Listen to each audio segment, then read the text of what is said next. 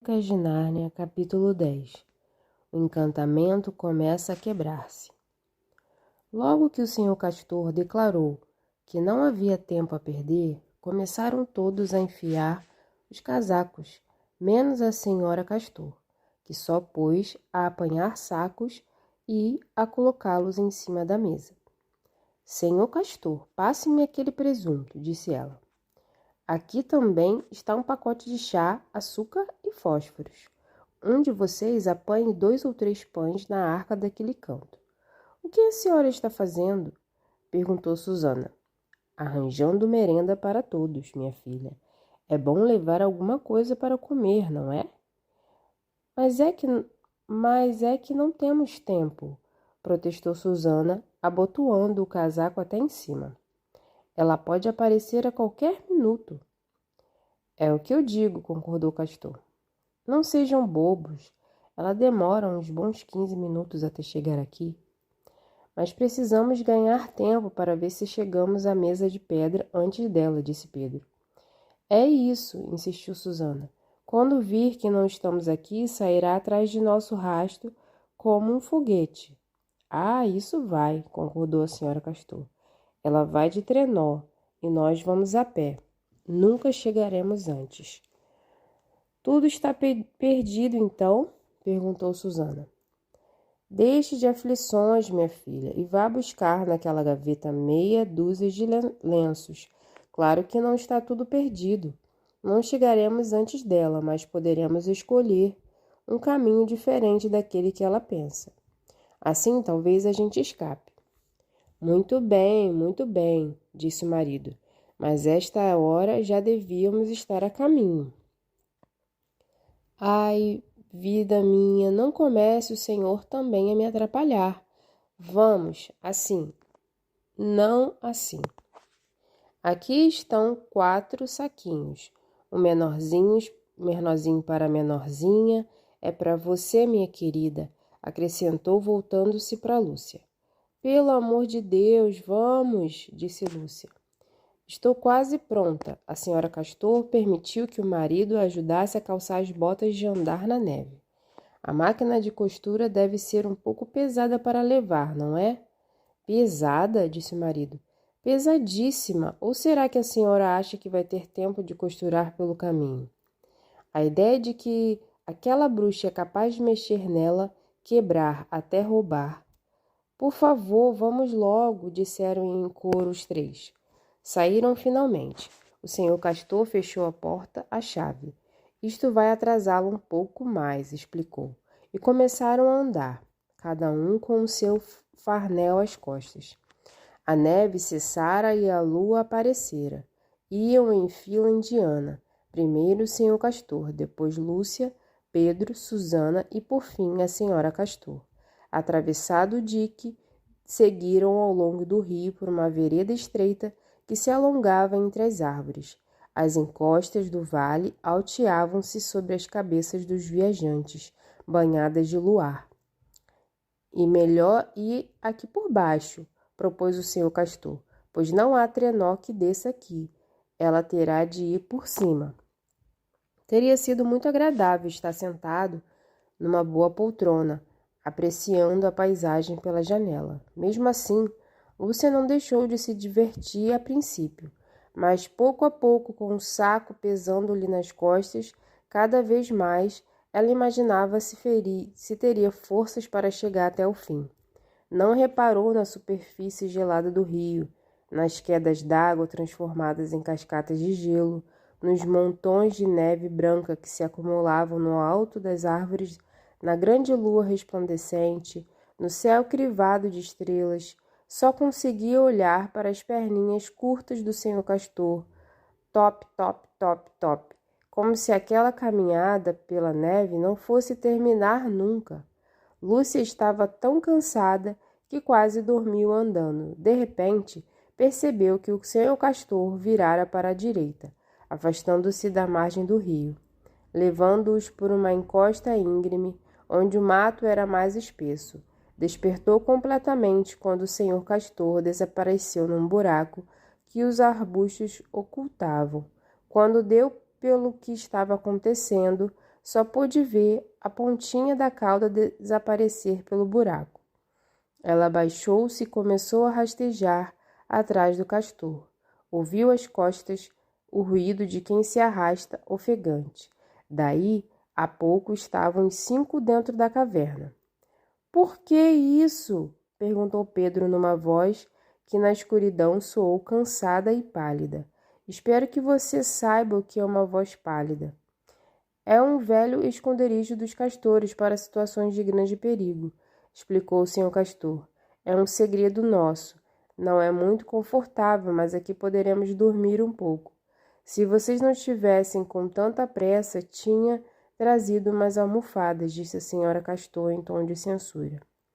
Para Lúcia, a caverna não era tão agradável quanto a do senhor Túminos. Na verdade, era um simples buraco, mas pelo menos estava seca. No pequeno espaço, eles pareciam um monte de roupas, mas se sentiam bem aconchegados.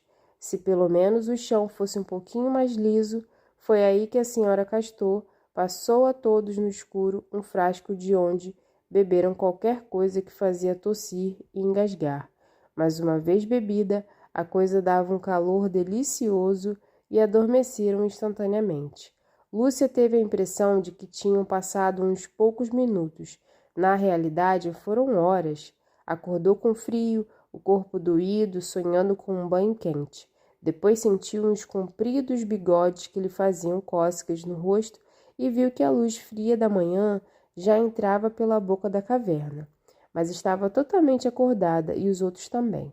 Todos estavam sentados, boquiabertos e de olhos arregalados, dando toda a atenção a um som, aquele mesmo som que estavam imaginando e que quase chegaram a escutar durante o passeio da noite anterior. Era o tilintar de muitas sinetas. O senhor Castor saiu do esconderijo, rápido como uma flecha.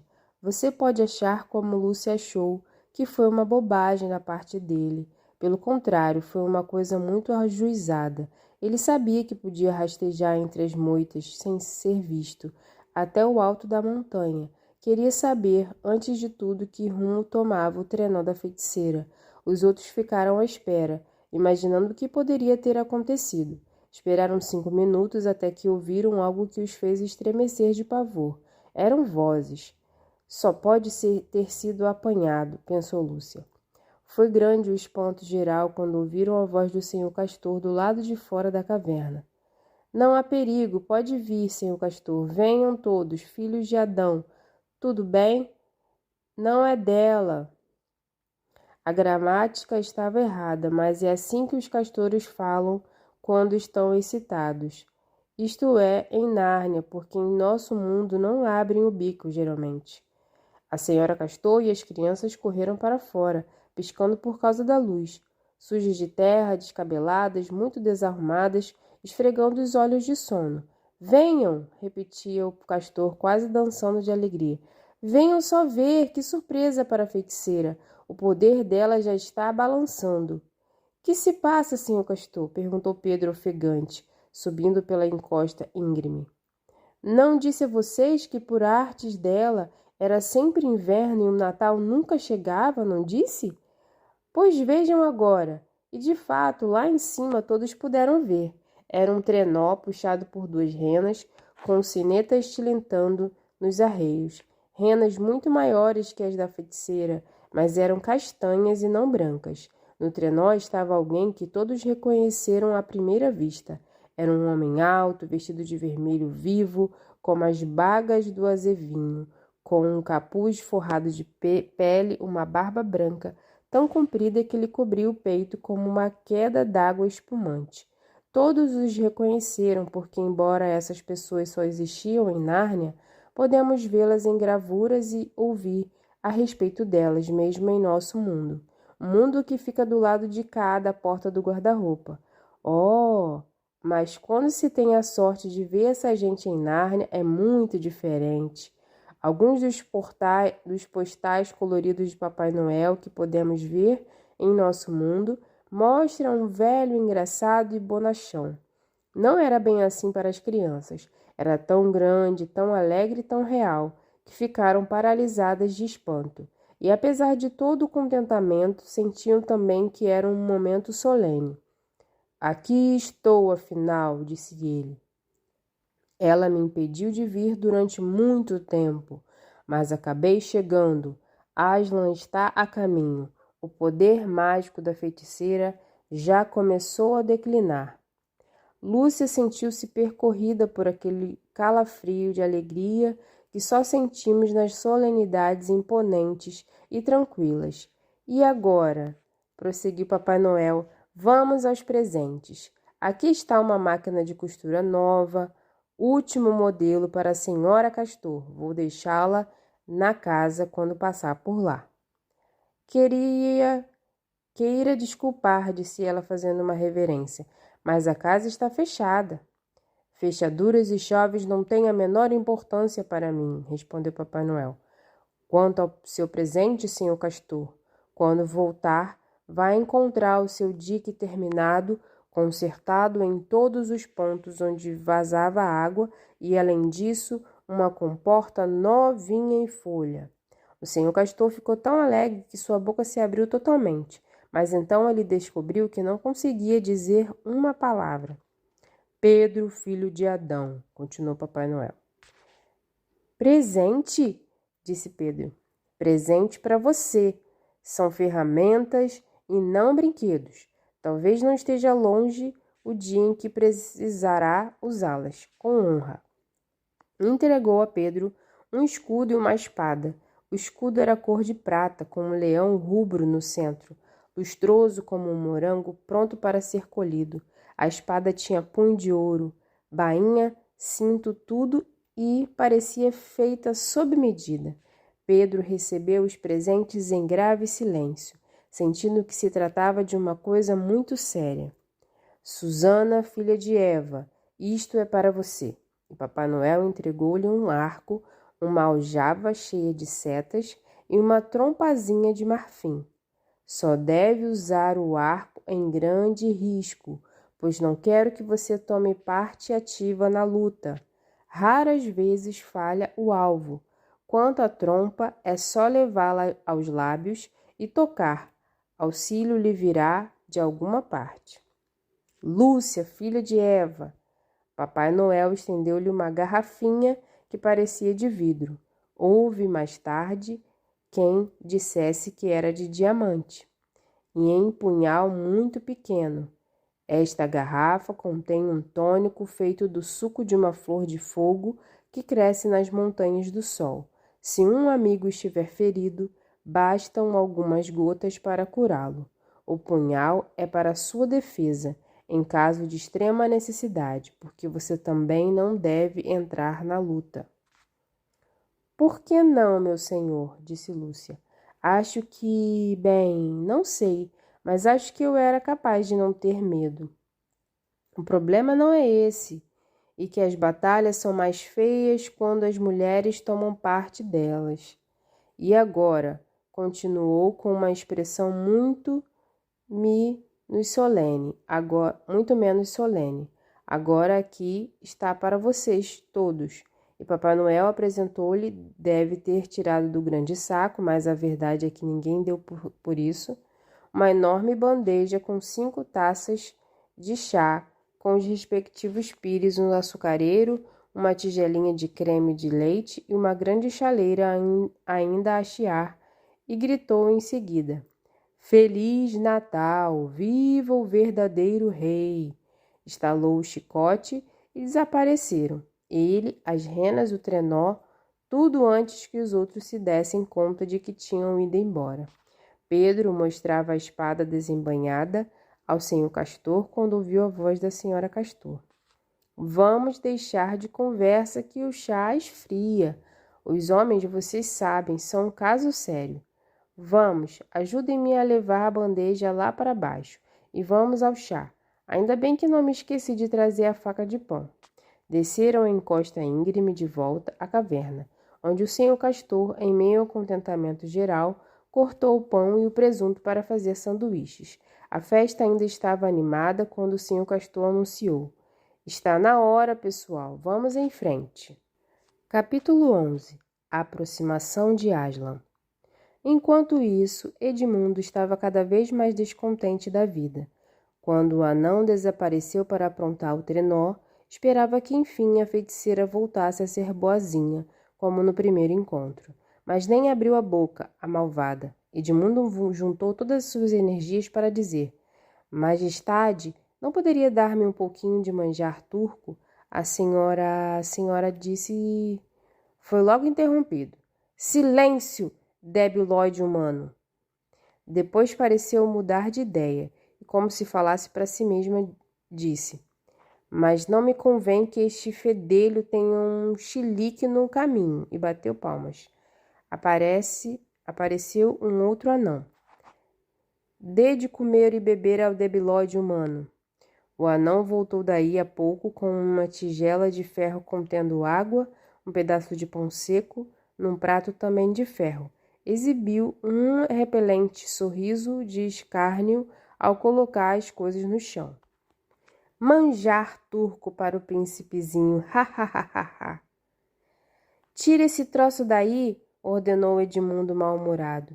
Nunca comi pão seco em minha vida.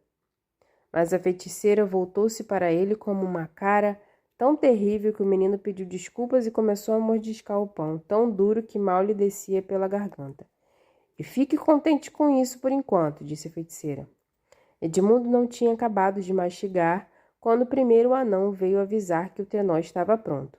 A feiticeira ordenou a Edmundo que a seguisse. A neve caía de novo quando chegaram ao pátio, mas ela nem notou, obrigando Edmundo a sentar-se a seu lado no trenó. Antes da partida, chamou Malcrim, que se aproximou aos saltos como um cão gigante. Escolha o mais rápido dos seus lobos e parta imediatamente com ele para a casa dos castores. Mate tudo o que encontrar por lá.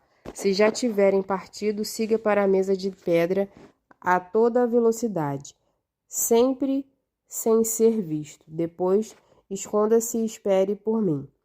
Tenho de andar muitas léguas para o poente até encontrar um lugar onde atravessar o rio. Pode ser que você encontre criaturas humanas antes de chegar à mesa de pedra. Nesse caso, já sabe o que fazer. Ouvir é obedecer, ó rainha. Rosnou o lobo, desaparecendo imediatamente na escuridão, veloz como um cavalo em disparada. Dentro de 10 minutos, acompanhado de outro lobo, chegava ao dique, farejando a casa dos castores.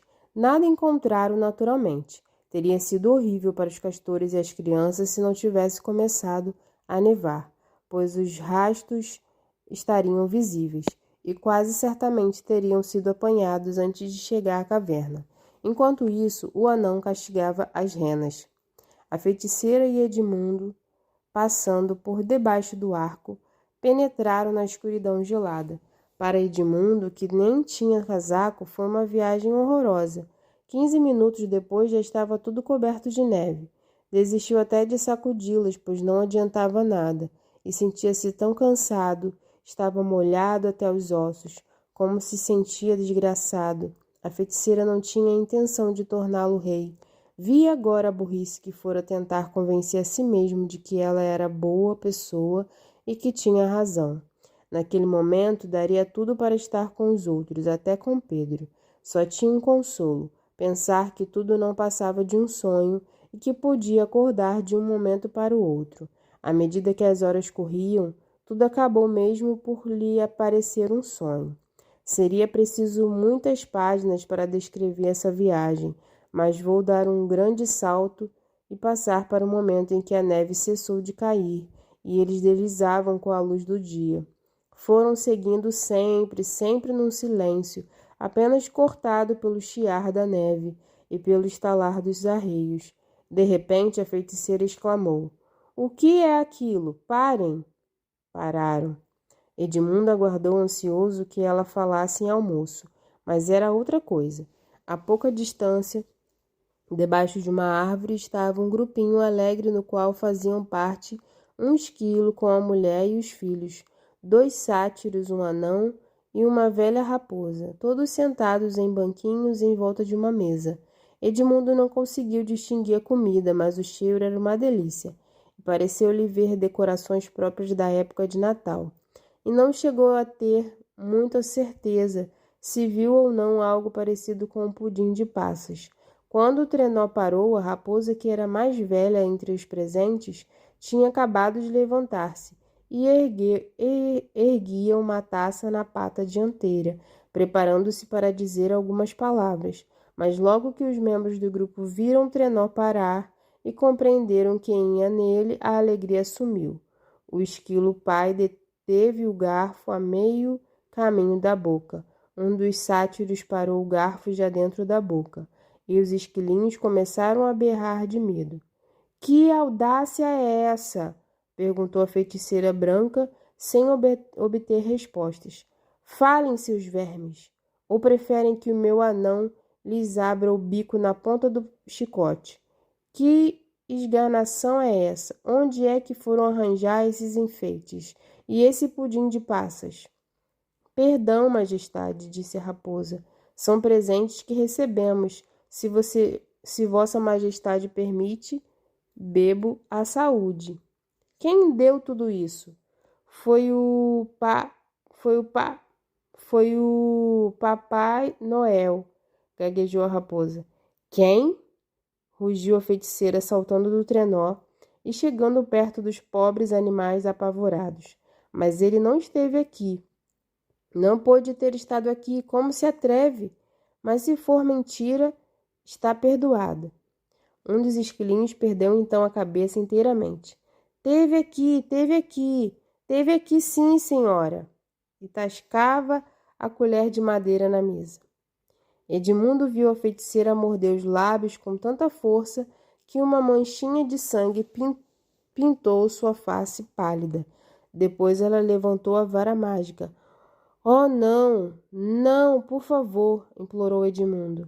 Mal disse, e onde pouco antes estivera aquela turminha alegre, viam-se agora estátuas de bichos.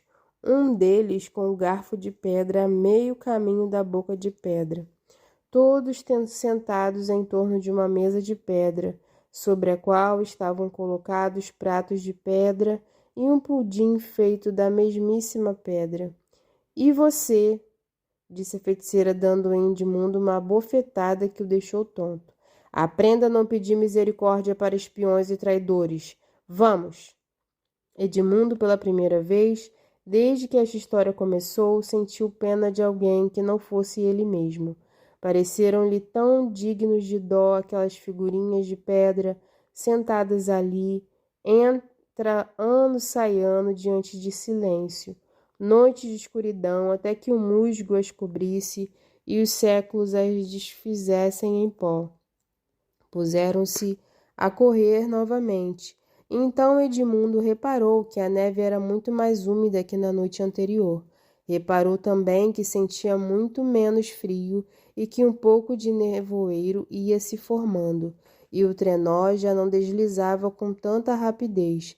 Pensou a princípio que as renas estivessem cansadas, mas logo compreendeu que a verdadeira razão não era essa. O trenó balançava, sacudido por solavancos, como se estivesse batendo em pedras, e por mais que o anão as chicoteasse, as renas avançavam cada vez mais lentamente. Ao mesmo tempo, havia um ruído estranho em torno, mas o barulho da corrida e os tropeções e os gritos do anão não permitiam a Edmundo perceber o que era, até que de repente o trenó ficou enterrado e não mais andou. Um momento de silêncio, e no silêncio o menino pôde prestar atenção ao ruído. Era um som estranho, agradável, cantante e sussurrante. No fim das contas, não era assim tão estranho. Tinha ouvido aquilo antes, mas não sabia dizer onde. Lembrou-se de repente, era barulho de água corrente. Por toda parte, invisíveis, corriam fios de água, cochichando, conversando, cantando, borbulhando, até rugindo, distante. E o coração de Edmundo deu um pulo, mesmo sem saber o motivo, quando ele verificou que não havia mais geada. Gotejava dos ramos. Ao examinar atentamente uma árvore, viu desprender-se dela uma pesada crosta de neve. Era a primeira vez desde que entrara em Nárnia que viu o tronco de um abeto. Já não teve tempo de observar, porque a feiticeira gritou. Não fique aí de boca aberta, seu paspalhão. Ajude-me! Edmundo teve de obedecer. Pulou para a neve, que era uma lama líquida, e começou a ajudar o anão a puxar o trenó do buraco lamacento. Conseguiram por fim. O anão, tratando cruelmente as renas, fez com que avançassem um pouco mais. A neve agora derretia-se para valer. Tapetes de relva começavam a surgir em todas as direções. Se você nunca viu um mundo de neve por tanto tempo como Edmundo, não poderá compreender o alívio que eram aquelas manchas verdes, depois das grandes e brancas solidões, mas o trenó parou de novo. Não há nada a fazer, exclamou o anão. Não podemos continuar de trenó com a neve se derretendo. Então vamos a pé, declarou a feiticeira. Não conseguiremos apanhá-los, resmungou o anão. Estão muito na frente. É meu conselheiro ou meu escravo? É uma ordem. Amarre as mãos do debilóide humano nas costas e segure a ponta da corda. Pegue o chicote e solte as renas que elas hão de achar o caminho. O anão obedeceu. Edmundo foi forçado a andar com rapidez que as pernas lhe permitiam, com as mãos amarradas para trás.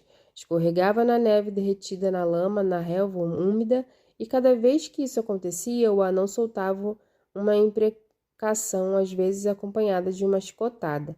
Atrás, a feiticeira ia repetindo: mais depressa, mais depressa! Os tapetes relvados iam aumentando e as extensões nevadas diminuíam. De minuto a minuto, outras árvores decidiam sacudir os mantos alvos de neve.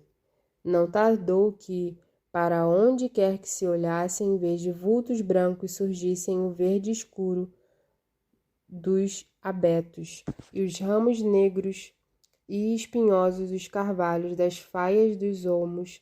Depois o nevoeiro de branco passou a dourado, até desaparecer por completo. Deliciosos raios de sol projetavam-se sobre a floresta, enquanto lá no alto o céu azul olhava entre as copas das árvores. Outras coisas maravilhosas foram acontecendo. Numa clareira de plátanos plateados, o chão estava todo coberto de florzinhas amarelas. O ruído das águas cada vez mais forte. Ali perto passava um riacho, do outro lado desabrochavam narcisos. Deixe as flores de lado, repreendeu o anão, vendo que Edmundo virava a cabeça a toda hora, e deu um puxão perverso na corda. Mas Edmundo continuava vendo. Botões de açafrão cresciam em torno de uma velha árvore, em tons de ouro, púrpura e branco. E chegou uma música ainda mais deliciosa que o murmúrio das águas. Empoleirado num ramo, um passarinho começou a chilrear. Um outro respondeu mais adiante, como se fosse um sinal. Ouviram-se trinos e gorjeios por toda parte, e todos começaram a cantar ao mesmo tempo. Em poucos minutos, o bosque ressoava com a música da passarada. Eram passarinhos por todos os recantos, pousando nas margens, levantando vôo para o céu, perseguindo uns aos outros, discutindo, alisando as penas com o bico. Mais depressa, mais depressa! O céu estava todo azul. Só de vez em quando umas nuvens brancas passavam, apressadas. Nas grandes clareiras havia malmequeres. A brisa leve atirava gotas de orvalho dos ramos oscilantes no rosto de Edmundo.